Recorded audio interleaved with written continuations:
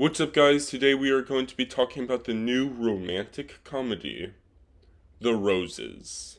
And I don't know, guys, I'm starting to think this might be one of my favorite films of the year. Like, obviously it's not better than Sinners, but it might be number 2 or 3. And I came out of this film just absolutely loving it. I have such a soft spot for romantic comedies. And I don't know, it's been 2 days and I can't think of something truly bad about this film. Now, I'm not saying it's a masterpiece. I don't think it is, personally. I really liked it, and it's a good, solid film. And lately, films seem to have been struggling with romantic comedies because they seem to have entirely just missed the point of romantic comedies. The point being that they actually have to be funny, and there has to be chemistry between the actors. Romantic comedies just seem to be turning into a lost art, 50 years into the future, we'll look back at them with a smile and ask, why did we ever stop doing them? I haven't seen a new romantic comedy in so long, and that makes me really sad. But the only two, good romantic comedies I can think of as of recently is Lisa Frankenstein and Fall Guy. I thought Fall Guy was fun. There seems to be a lack of romantic comedies unless you're on Hallmark or something. And let's just not even go into Hallmark right now, let's go into the movie review. Sorry, I went on a small rom-com rant. I hope you will forgive me. But before we get started, please like and subscribe, and if you saw the movie, please comment your thoughts on it down below. As I said earlier, I just loved The Roses, and something that I thought was spectacular in this film is the chemistry between the two characters. Benedict Cumberbatch plays Theo, and Olivia Colman, I believe, plays Ivy. And the two of them on screen just have so much chemistry. And what I really like about this film is their chemistry for love is believable, but their chemistry for hate is just as believable.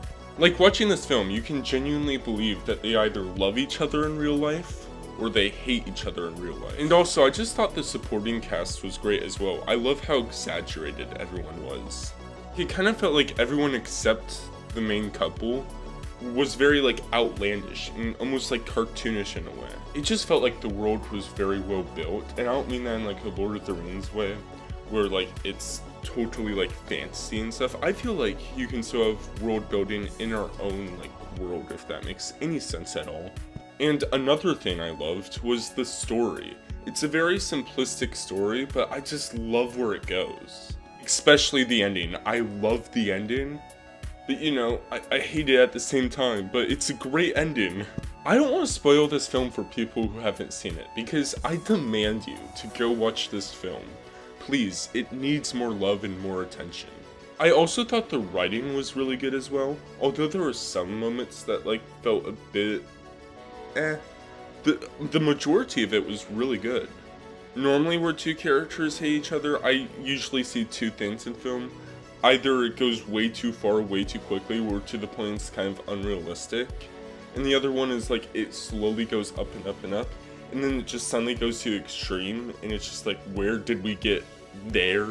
And I'm not saying this film is realistic, it's not at all, but you can see it kind of building up and up and up. It's a natural progression.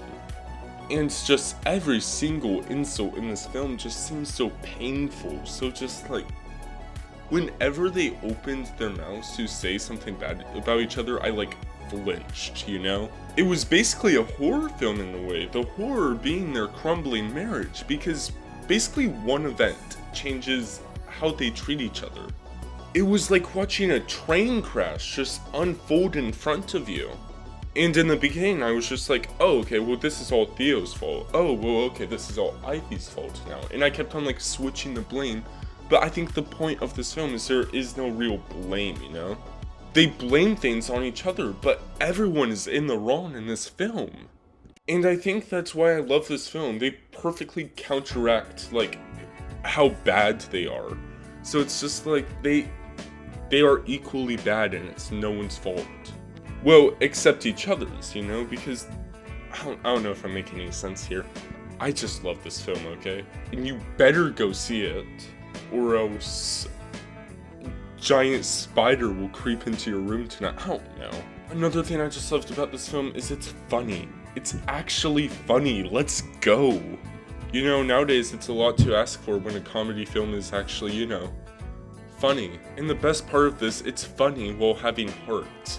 And the comedy and the heart never, go over each other. It's very equal in this film. The balance is just amazing.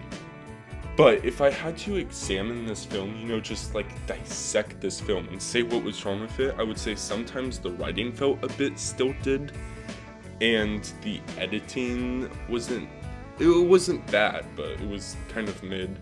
And the directing, there was some cool shots, but I wanted a bit more in that department. So I just encourage you to go see this film. I know I keep on saying it, it's probably annoying you, but you gotta go watch it now. I don't know. It's your life, but you're missing out if you don't watch this film. So in conclusion, this is a really fun romantic comedy with a really fun story, and it just felt like the energy of the old romantic comedies. Not exactly the same, but it felt like, wow, romantic comedies are back while watching this. This made me believe in romantic comedies, and overall it was just such a fun time, and I loved it. Anyway, 8 out of 10. Thank you guys so much for watching. Please like and subscribe, and leave a comment on your thoughts of the movie down below. Maybe if you watched the film and hated it, say you hated it. Because, I genuinely can't imagine hating this film, so it's interesting to see another perspective. Anyway, thank you again for watching, and goodbye.